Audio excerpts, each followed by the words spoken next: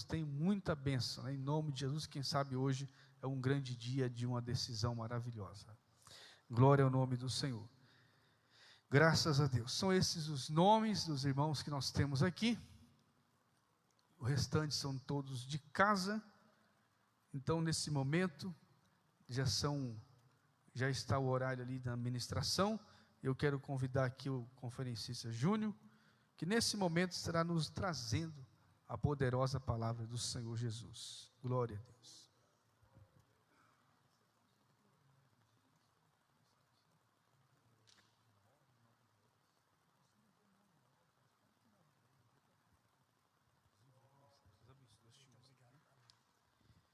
Meus irmãos, a paz do Senhor a todos. Por gentileza, queira colocar-se sobre os seus pés e abra a Bíblia Sagrada. Salmo de número 23.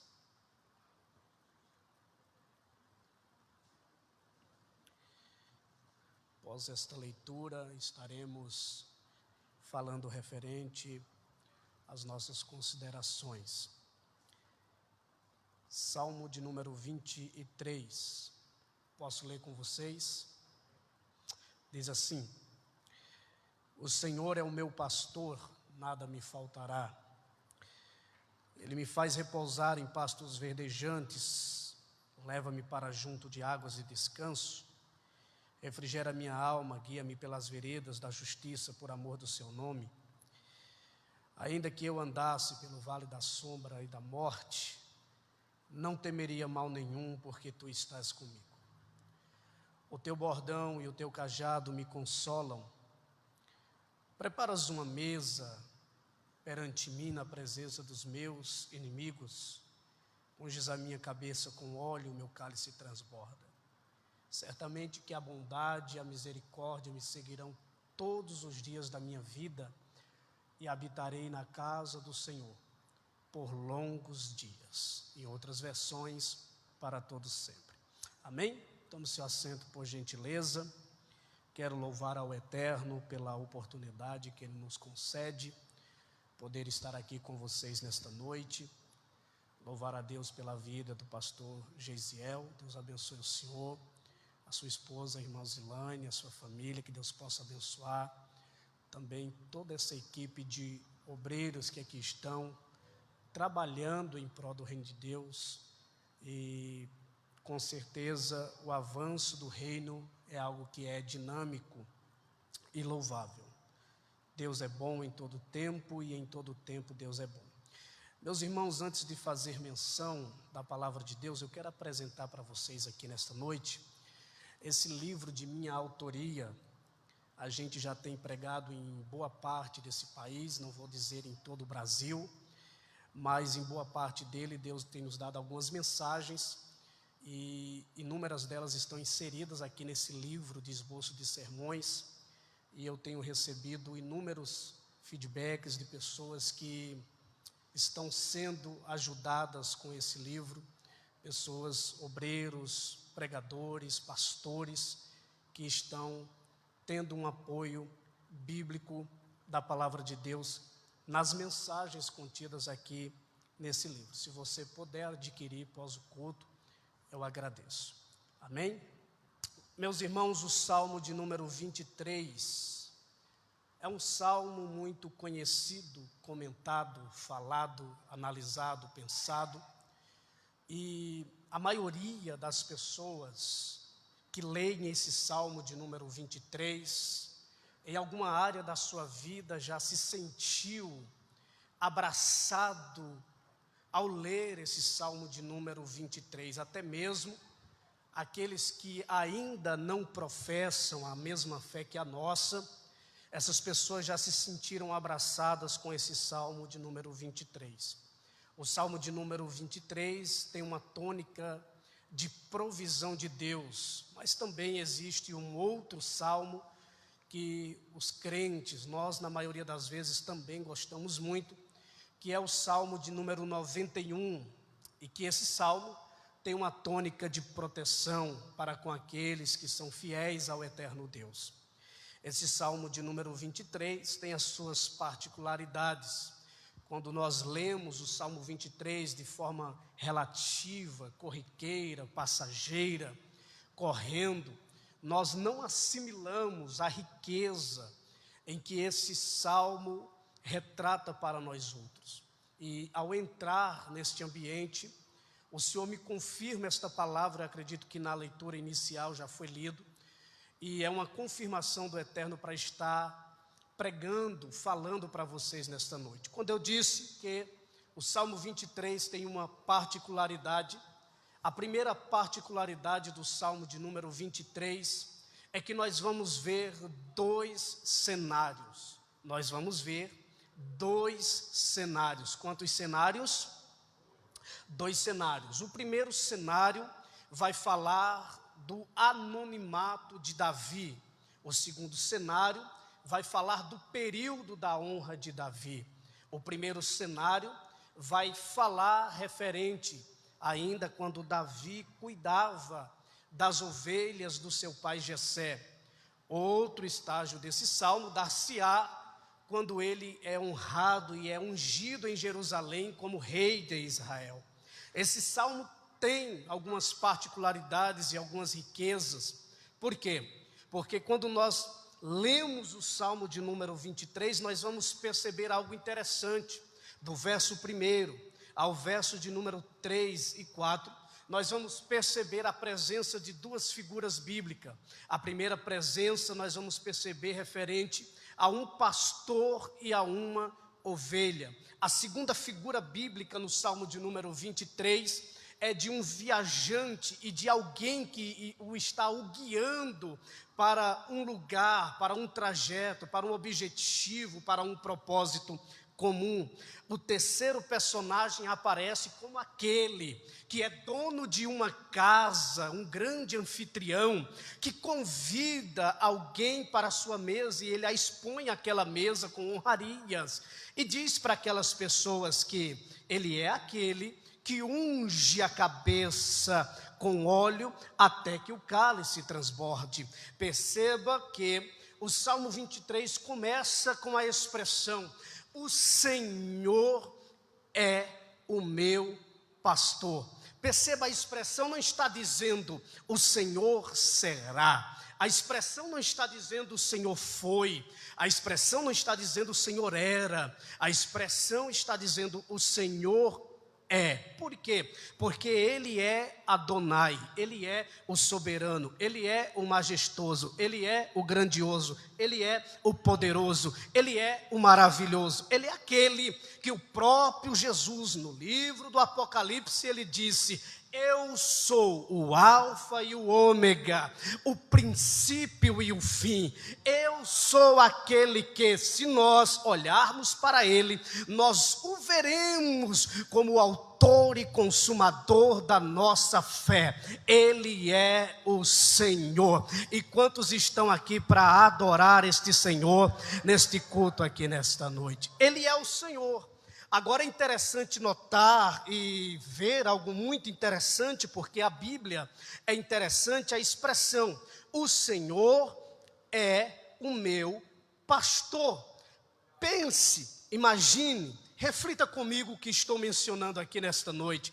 Perceba, Senhor, dono de tudo, de toda a terra, da terra do Senhor, toda a sua plenitude. Ele é o dono da fazenda, Ele é o dono de tudo. Ele é aquele que tem o poder administrativo. Só que quando nós lemos a expressão o Senhor é o meu pastor, é aí que eu fico pensando como que Ele, que é eterno, que é grande, que em Isaías 41:12 vai dizer que Ele é quem chama as estrelas pelo nome e elas vêm lhe adorar, que Ele é aquele que o sol sai desde o oriente ao ocidente, sem voz, sem palavra, para celebrar aquele que é o grande e poderoso eterno Deus. Quem é este que pega todas as montanhas de toda a terra, pega as montanhas do Himalaia, pega as montanhas do Everest, pega o Monte Sinai, coloca elas numa balança de precisão e sabe o peso de cada uma. Quem é este que é tão poderoso assim, que a expressão vai dizer, ele não é apenas tudo isso, ele é o nosso pastor. O que eu fiquei pensando, analisando, refletindo, é que nos tempos bíblicos, pastor Gesiel, jamais o dono de uma fazenda iria descer ao nível de um pastor de ovelhas. Porque quem detém o poder administrativo é o Senhor de tudo. Mas o Davi está dizendo, ele não é apenas o Senhor de tudo. Ele fez questão de descer aqui nesta terra e ser o nosso pastor. E daí não é Davi quem diz, é o próprio Jesus quem disse, eu sou o bom pastor. E o bom pastor, ele dá a vida pelas ovelhas. No Salmo de número 100, verso de número 3, vai dizer, e se eu fosse você, eu pegava essa expressão profética e bíblica, sabei que o Senhor é Deus, foi Ele quem nos fez, e dele somos o seu povo e rebanho do seu pasto. Deixa eu te dizer, você é ovelha do pasto do sumo pastor. Já foi analisado e falado aqui nesta noite que nós fazemos parte desse redil onde as ovelhas se reúnem para celebrar aquele bom pastor que dá a vida pelas ovelhas. Ele veio aqui como nosso sumo pastor. E a expressão vai dizer, o Senhor é o meu pastor, e nada me faltará. Essa expressão originária do hebraico, a palavra nada, se distingue em três variações. É sem, não e nada. Só que quando o escritor foi escrever, e ele colocou a expressão, o Senhor é meu pastor e nada me faltará. Quando a gente lemos de forma corriqueira, é que se o Senhor é o nosso pastor e não nos falta nada, então não vai faltar nada.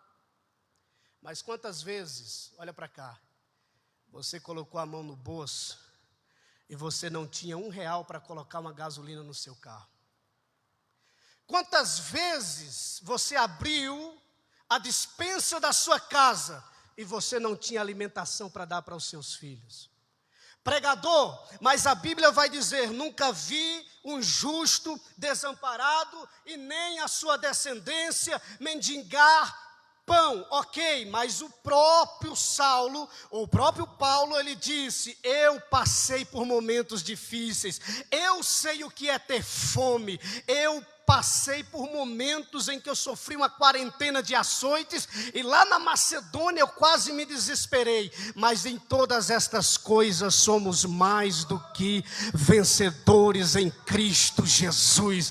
Por quê? Porque o Salmo está nos trazendo aqui uma conotação não de privação de dificuldades. A ideia que o Salmo 23, verso 1, não está dizendo que simplesmente nós não vamos passar por luta. O Salmo 23, verso 1, não está dizendo simplesmente que você vai ter apartamento bom, casa boa, carro bom. Tudo isso nós precisamos, necessitamos. Mas se não tiver, quando o escrito está, o Senhor é meu pastor, e no original é não me falta, o que ele está dizendo é o seguinte, eu posso não ter dinheiro no bolso, conta bancária gorda, posso não ter um carro bom, posso não ter uma casa boa, mas detalhe, eu tenho a presença do sumo pastor na minha vida, a presença dele não me falta. E eu sei que nessa quarta-feira de ensino aqui, você veio porque o teu sumo pastor está contigo. Eu não sei qual é a crise existencial que você está enfrentando, eu não sei qual é o problema que você está passando, mas eu tenho uma garantia que eu quero te entregar nesta noite, a presença de Deus está contigo aí, independentemente de qualquer situação. Você está aqui celebrando nesta noite. Você já percebeu por que o diabo te odeia? É justamente por isso. Quando o diabo pensa que vai quebrar você, que vai aniquilar você, que você vai blasfemar, que você vai criticar, que você vai menosprezar Deus, você coloca a Bíblia debaixo do braço, aleluia, e diz: hoje eu vou para aquele culto de ensino, eu vou comer mais um pouco de maná, porque eu sei que daquele maná, eu ainda tenho mais 40 dias que eu posso caminhar a pé, porque aquele maná me fortalece, e ele provém do sumo pastor. Eu estou glorificando a Deus aqui nesta noite, justamente por causa disso, porque o diabo não vai destruir aquilo que é teu. Deus está dizendo, a presença dele está contigo aí. Ele continua, e ele diz, há uma relação do pastor com a ovelha. Os pastores, eles saíam às 4h45 da manhã, nos períodos bíblicos, e eu acredito que até nos dias de hoje. Eles saíam às 4h45 da manhã, pegavam o seu rebanho, e a mentalidade do pastor Josiel era, olha para cá, vou levar estas ovelhas para um ambiente que vai dar para elas sustentabilidade, proteção e alívio. Vou levar elas para esse ambiente, olha para cá. Ele tinha esse pensamento, vou levar elas para águas tranquilas e pastos verdejantes. Ele saía com elas. Mas no trajeto, pastor Gesiel, tinha algumas ovelhas muito parecidas com as ovelhas dos dias de hoje. No trajeto, algumas delas se sentia com muita fome, e elas não encontravam capim verdinho para se alimentarem durante o trajeto. Essa tarde o pastor presidente, pastor Vicente, postou algo muito interessante, que quando a ovelha não tem pasto bom, ela revira lixo. E é uma verdade. Sabe por quê? Porque na beira do caminho essas ovelhas, e o pastor está vendo isso, eu estou falando do nosso sumo pastor, estou falando de Jesus. Quando essas ovelhas que sentem no seu estômago que elas estão com fome, e elas querem, com anseio de sua fome, comer o que elas encontram pela frente, porque a sua visão é uma visão opaca, elas não enxergam muito longe. Aí o que elas fazem? Elas saem comendo besteiras que elas vão encontrando pela frente. É um capim seco aqui, é uma erva daninha ali. Às vezes comem algum capim que às vezes tem até pedra, e aquilo causa uma doença no seu estômago. Então o que é que acontece? O pastor está na frente, o pastor está me ajude a pregar, o pastor está na frente, mas ele está apto para entender o que está acontecendo, e ele vai tratar na alimentação dessas ovelhas. Como que ele vai tratar na alimentação delas? Antes disso acontecer, eu quero aplicar para dizer que tem algumas ovelhas nos dias de hoje revirando lixo por aí, comendo besteira por aí. É revelamento, é profetada, é visagem, todas essas falsas doutrinas que tem por aí, elas estão se alimentando. Mas hoje, aqui as ovelhas que aqui estão, não estão se alimentando de capim seco, não estão se alimentando de erva daninha, estão se alimentando do capim verdinho da palavra de Deus, que vai te dar sustentação para você chegar até o propósito que teu sumo pastor quer que você chegue. Aleluia. Só que como essas ovelhas bobinhas fazem isso, não vem em escola dominical, não vem em culto de ensino, não sabe o que é um culto de treinamento, como elas começam a comer besteira, ele pensa, vou tratar com a alimentação delas, antes de chegar em pastos verdejantes e águas tranquilas. Sabe para onde é que ele leva elas? Leva elas para o deserto. E não sou eu quem digo, é Jesus quem disse no capítulo 15 do Evangelho de Lucas. Ele disse que um homem, ele tinha 100 ovelhas, uma delas desgarrou. Ele deixa as 99 no deserto e vai em busca da ovelha que está perdida. Agora aprenda algo aqui, entenda o porquê que você está passando desertos da vida. Entenda por que é que teu sumo pastor está dizendo para você: nesse período de deserto, eu estou cuidando da tua alimentação. Eu estou tratando de você. O que para você é uma prisão, para mim é uma provisão. Aleluia.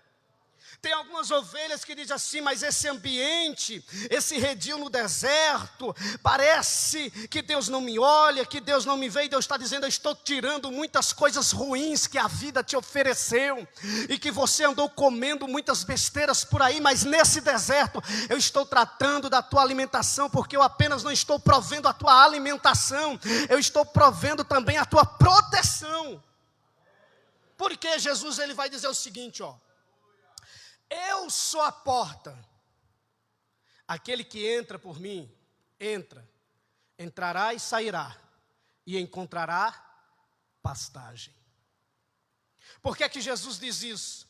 Quando Jesus diz, eu sou a porta, eu vou fazer algo aqui.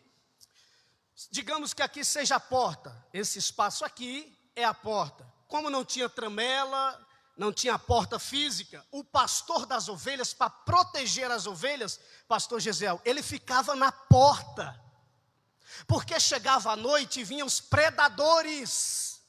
Olha para cá: leão, urso, ladrões e salteadores, vinha para contra aquele rebanho. Mas ele estava na porta, o sumo pastor. Quem está entendendo a mensagem já vai glorificar a Deus. Ele está na porta dizendo: daqui não passa nenhum, daqui não vai passar nenhum predador. As minhas ovelhas são invioláveis, são protegidas. Se vier, tem o pastor na porta dizendo: aqui tem cajado. Pode vir leão, pode vir urso, pode vir ladrão, pode vir salteador. Deus ainda protege as suas ovelhas, porque Ele sabe que Ele tem um propósito para levar aqueles que o amam e o seguem. É por isso que Jesus diz: eu sou a porta. Porque depois desse processo de deserto, que Ele te alimentou, que Ele cuidou, Ele vai continuar levando você para pastos verdejantes e águas tranquilas. Agora perceba algo interessante: você nunca vai ver um pastor atrás de um rebanho. Você sempre vai ver um pastor na frente e o rebanho vem atrás.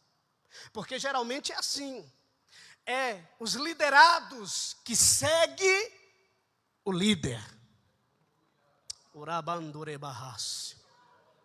E como eu disse aqui, as ovelhas não enxergam muito longe, mas elas escutam muito bem.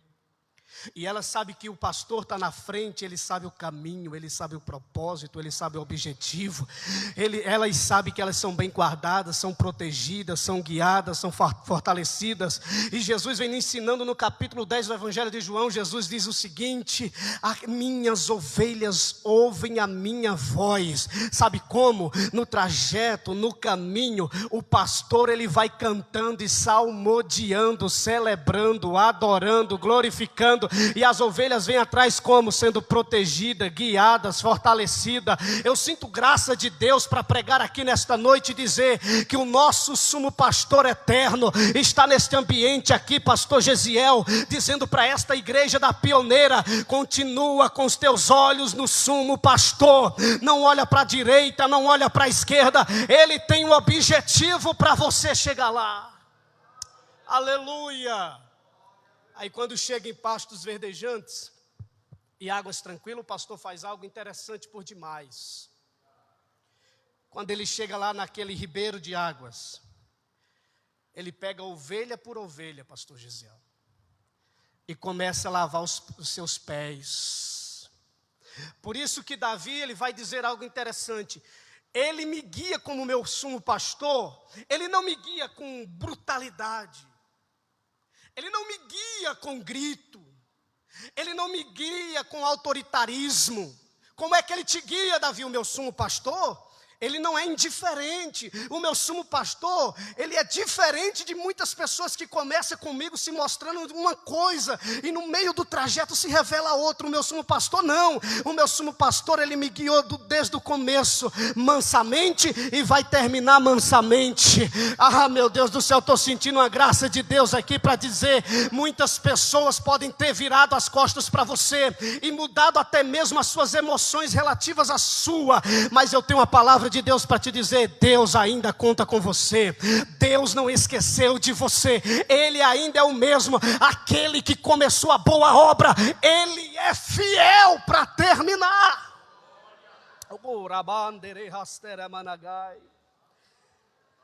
Ele pega patinha por patinha e lava as patinhas das ovelhas. Por isso que Jesus nos ensina em João capítulo 13. Aleluia. Pedro, eu tenho que lavar os teus pés. Porque se eu não lavar os teus pés, Pedro, tu não tem parte comigo. Pedro diz, então, não apenas lava os meus pés, me banha logo de uma vez.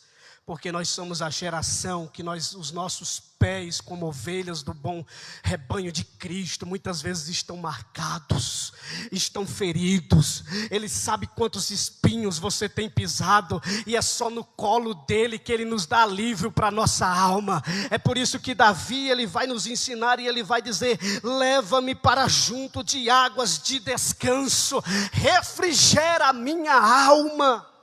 E sabe o que é refrigerar? Refrigerar é colocar na temperatura certa. Vou repetir. Refrigerar é colocar na temperatura certa. Só que Davi está dizendo, refrigera a minha alma. Por quê? Porque antes mesmo de Freud vir com a sua psicanálise, com a sua filosofia referente às emoções do ser humano, a Bíblia já fala muito antes de Freud em relação à alma. É Davi dizendo, porque estás abatido a minha alma, espera em Deus, pois ainda o louvarei. Quando ele está dizendo, refrigera a minha alma, ele está dizendo, aqui dentro de mim tem um turbilhão, aqui tem muita coisa que eu preciso resolver e não estou conseguindo, aqui tem muita coisa que eu preciso colocar em ordem e não estou conseguindo. Aí Jesus vem no Evangelho de Mateus, capítulo 11, 28, ele diz, vinde a mim,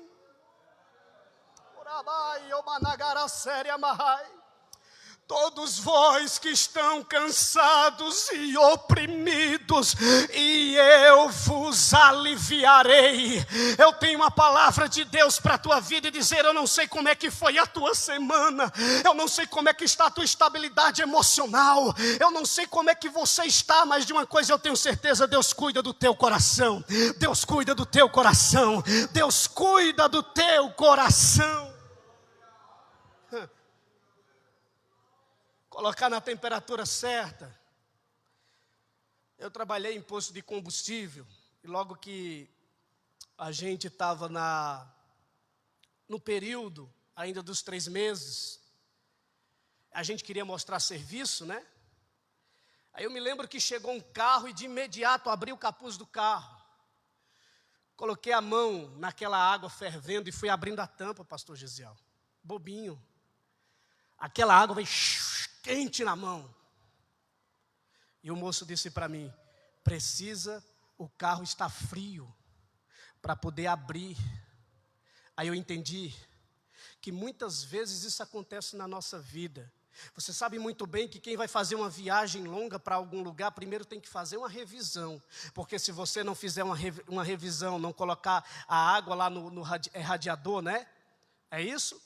Naquele recipiente lá, se você não colocar, você vai ver uma fumaça na frente do seu carro. Você vai ter que dar a seta, abrir o capuz e você vai entender, se você não colocou água, ali pode correr um risco de estragar o seu carro por completo. completo. E Deus está dizendo para algumas pessoas aqui: a sua alma está um turbilhão, mas hoje você veio aqui no ambiente certo, e o Espírito Santo que intercede por nós está dizendo: encosta na presença de Deus aqui nesta noite, eu vou refrigerar a tua alma, vai ter revisão de vida para você dar prosseguimento à tua trajetória. E detalhe, quem vai tomar a direção da tua história não é você mesmo, é o Espírito Santo de Deus que vai tomar a direção da tua história, porque Ele te dá equilíbrio emocional aqui nesta noite. Continuando o Salmo de número 23, ele diz o seguinte, e aqui eu já entro para o final: ainda que eu ande pelo vale da sombra e da morte, não temerei mal algum, porque tu estás comigo. Eu ouvi um aleluia e um glória a Deus. Sabe por quê, pastor Gesiel? Algo interessante aqui. Porque Davi não está dizendo que ele quer entrar no vale da sombra e da morte, mas Davi está dizendo: ainda que eu entre no vale da sombra e da morte, eu tenho uma certeza. Qual a certeza, Davi? Que esse vale não vai me matar, que esse vale não vai me paralisar, muito pelo contrário, esse vale vai me fazer caminhar, prosseguir, não desistir. Eu sinto graça de Deus para dizer para algumas pessoas, porque tem algumas outras que estão ao teu redor dizendo: fracassou. Tem outras pessoas que estão olhando para você dizendo que já era. Tem outras pessoas olhando para você dizendo já foi. Mas Deus está dizendo: continua prosseguindo, porque esse vale tem hora de começar, mas tem hora de terminar. Esse vale tem hora mas tem hora de terminar. Tem um projeto de Deus em andamento. Ainda que eu ande, eu não fiz isso ainda. É coisa de itinerante, algumas pessoas não gostam. Mas se tiver alguém do seu lado, diga para essa pessoa aí o seguinte: ei, o teu momento. Diga: ei, o teu momento não pode parar o teu movimento. Aleluia. Eu estou sentindo a graça de Deus aqui, porque independentemente do teu momento, você não vai parar, você não vai desistir. Deus vai acelerar os teus passos. Mas pregador, amigos me abandonaram. Deus está dizendo: continua caminhando. Mas pastor, as oportunidades, pregador, as oportunidades não vieram mais. Continua caminhando. Mas pregador, eu não tenho força, como foi dito aqui, vai mesmo na tua fraqueza. Deus está dizendo para algumas pessoas aqui: não desista. Quer ver como o nosso momento não pode parar o nosso movimento?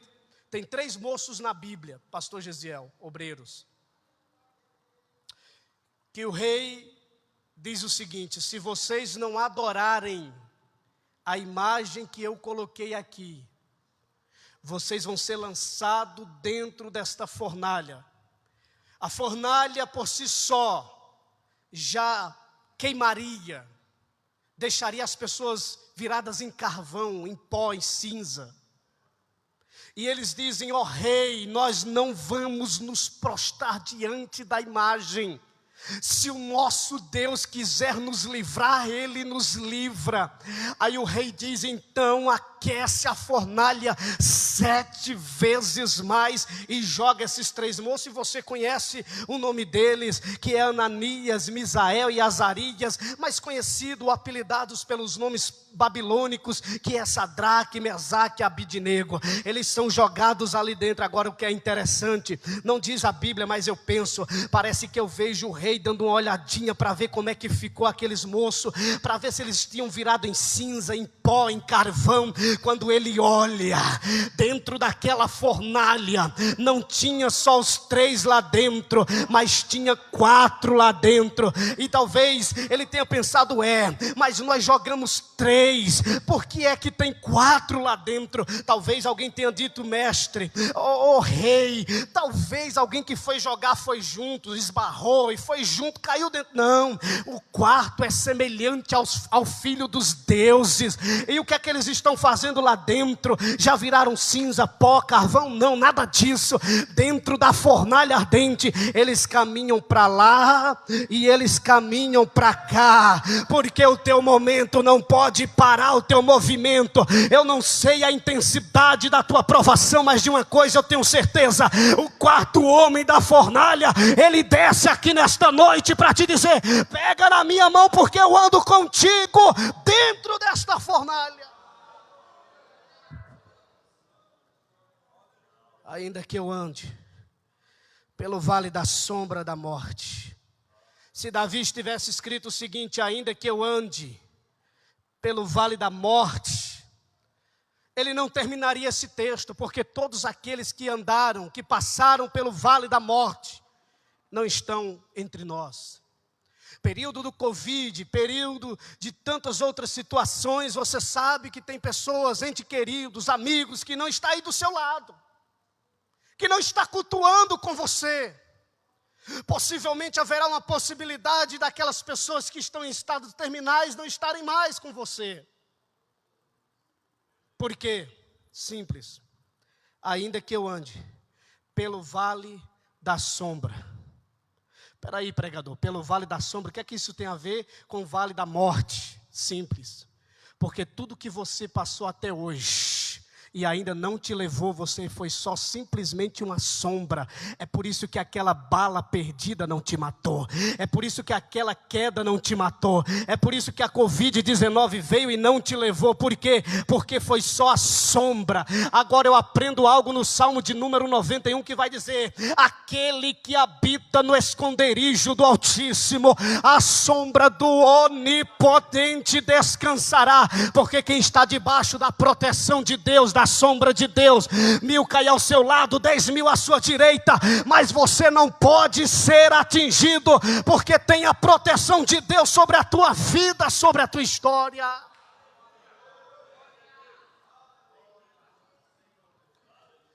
É por isso que aquele caminhão não te atropelou. É por isso que aquela situação não te matou, mas te colocou de pé e te deu estrutura para louvar o nome bendito de Jesus. Agora perceba algo interessante, eu vou correr, porque eu ainda estou nos momentos finais. Ele vai dizer: não temerei mal nenhum. Por quê, Davi? Porque há uma garantia: tu estás comigo. Meus irmãos, no período do miojo, é só Deus que está contigo. No período que você abre a sua geladeira, e que anteriormente você tinha lá carne suína, carne bovina, carne aviária, agora você abre lá e mal tem um ovo cozido. Todos os amigos abandonam, familiares não aparecem. O momento que você entra em um período de doença, de fraqueza, de instabilidade, até mesmo emocional, que muitas pessoas se desamparam, Davi está dizendo: eu tenho uma certeza. Qual certeza, Davi? Ele está comigo. Ele ainda tem o controle, independentemente do que aconteça nessa terra. E meus irmãos, deixa eu dizer algo aqui: os preços podem aumentar, pode ter greve de caminhoneiro, pode ter paralisação, você pode estar preocupado com o novo presidente da república que vem por aí, mas de uma coisa eu tenho a certeza: o meu Deus ainda tem na palma da sua mão o controle de toda a situação da sua história. O meu Deus, Ele ainda está contigo nos momentos mais difíceis da tua trajetória. Agora é interessante notar que Davi vai dizer algo interessante. Eu termino agora. Me dá mais alguns minutos, porque quando o pregador fala termina agora, é mais 5 ou 10 10 minutos, mas eu prometo que eu serei breve. Davi, ele diz o seguinte: músicos, preparas perante mim, na presença dos meus inimigos, uma mesa. Porque na vida do crente não é só chorar, na vida do crente não é só solidão, Na vida do crente não é só desprezo, não é só carne, mas pregador, a Bíblia diz em João capítulo 16 e 33, que no mundo teremos aflições, mas nós temos que ter bom ânimo, porque Ele venceu o mundo, é verdade, mas o mesmo que disse isso, Ele também disse algo muito interessante: eu vim para que vocês tenham vida e a tenham em abundância. Eu quero profetizar algo aqui de olho aberto e dizer que o cenário da tua história vai mudar. Eu quero te dizer que Deus está preparando algo melhor ao teu respeito. Aos Hebreus 11:40 vai dizer: Deus preparou algo melhor ao nosso respeito. Alguém diz assim: o melhor de Deus está por vir. Está nada, já veio Jesus Cristo de Nazaré, mas uma certeza eu tenho, é que tem coisa boa chegando, é que tem algo acontecendo, e tem uma mesa preparada para a tua vida, para a tua história. Quando eu falo de mesa, eu estou falando de alguém que todos os seus preparativos é com excelência. A dona de casa sabe muito bem aqui que durante a semana, se seu esposo trabalha fora e ele vem para casa almoçar, e os filhos vão para a escola ou estão chegando, as senhoras sabem muito bem que a mesa da semana é diferente. É um suquinho Tang, é ou não é? É um arrozinho, um feijão, um ovo. Pega aquele copinho do extrato de tomate do mercado e coloca lá o suco. É ou não é? Agora, quando chega no domingo, a mesa muda. Estou falando besteira aqui? Muda ou não muda, senhoras? O ovinho é trocado por uma bistequinha. O suquinho Tang trocado por uma Coca-Cola, ou de preferência Light. A alimentação é diferente, a mesa é diferente. Agora, quer ver uma mesa diferente? É quando vai chegando esse período agora de Natal e final de ano. A mesa muda ou não muda? A mesa muda ou não muda? Me ajuda a pregar. Muda. Sabe por quê? Deus está dizendo para algumas pessoas aqui nessa noite: o que tu provou até hoje não se compara com a mesa que eu estou preparando para você. Pregador, Deus prepara a mesa para crente? Prepara, claro que prepara, mas isso não é uma mensagem de vingatismo, isso não está assediando algumas situações para increr, claro que não. Meu Deus é especialista em honrar aqueles que são fiéis a Deus. Eu me lembro de um José, pastor Gesiel, que está dentro de um poço, os irmãos dando risada dele, comendo pão na boca do poço, mas quando o cativeiro virou na vida de José, e já era para você ter dado um glória a Deus, ele chama os 10 irmãos, e quando os 10 irmãos chegam, parece que eu vejo o servo de Faraó dizendo: Senhor, merentíssimo José, ou melhor, na época não era José, era Safenate Paneá, Senhor Safenate Paneá, esses moços que estão aí, eles vieram de longe. Pois é, prepara uma mesa para eles. Mas uma mesa, Senhor José? Prepara uma mesa boa. E qual o menu que vai ser? Qual vai ser o cardápio? Prepara para eles muita coisa boa, mas não deixa faltar pão. E parece que eu vejo José pensando: um dia eles comeram pão na boca do poço, mas o meu Deus, que é especialista em preparar mesa, aleluia, colocou-me em pão em abundância. Eu quero profetizar e dizer nesta noite aqui que Deus está preparando uma mesa, e não são para todos.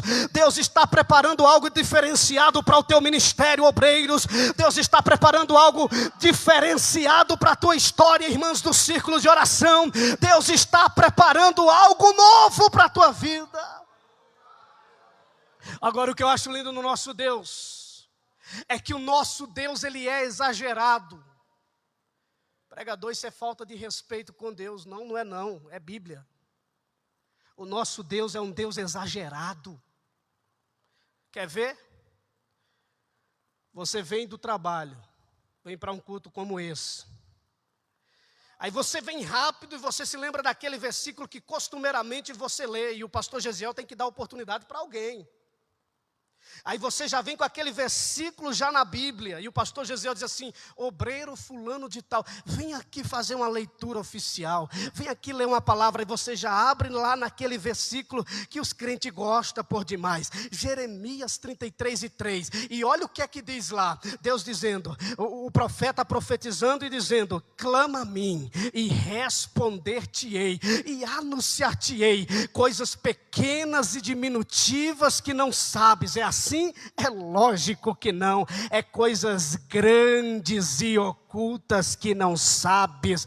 Jesus foi quem disse: a bênção que eu vos dou é recalcada, é sacudida, é sem medida, é transbordante. O salmista diz: unge a minha cabeça com óleo, até o quê? Até que o meu cálice transborde, porque eu sirvo a um Deus exagerado. Deixa eu te dizer, você está preocupado porque está chegando o Natal, final de ano, e você não sabe como será a tua mesa. Se prepara, porque eu vou profetizar, eu estou sentindo de Deus aqui. Se prepara, porque essa conta que está no vermelho, Deus vai azular essa história. Se você não crê, problema seu, mas tem crente crendo, tem crente que vai levantar um copo de suco, de refrigerante, sei lá do que, e vai dizer: grandes coisas fez o Senhor por nós, por isso estamos alegres. Aleluia! Nós servimos a um Deus exagerado. Verso 6: bondade e misericórdia me seguirão todos os dias da minha vida. Estamos vivendo uma geração boa, a geração da internet, a geração da banda larga, a geração todo mundo internauta. Isso é bom. Eu tenho lá o YouTube, tenho lá Instagram, estou lá no Facebook também. Isso é importante demais. Mas nós estamos vendo uma geração que está muito preocupada com a quantidade de seguidores que ele ou ela tem. Mas Davi, que era um homem segundo o coração de Deus, que quando Absalão colocou uma enrascada para ele, para tomar o trono, e alguém chega para Davi e diz assim: Davi, todos os homens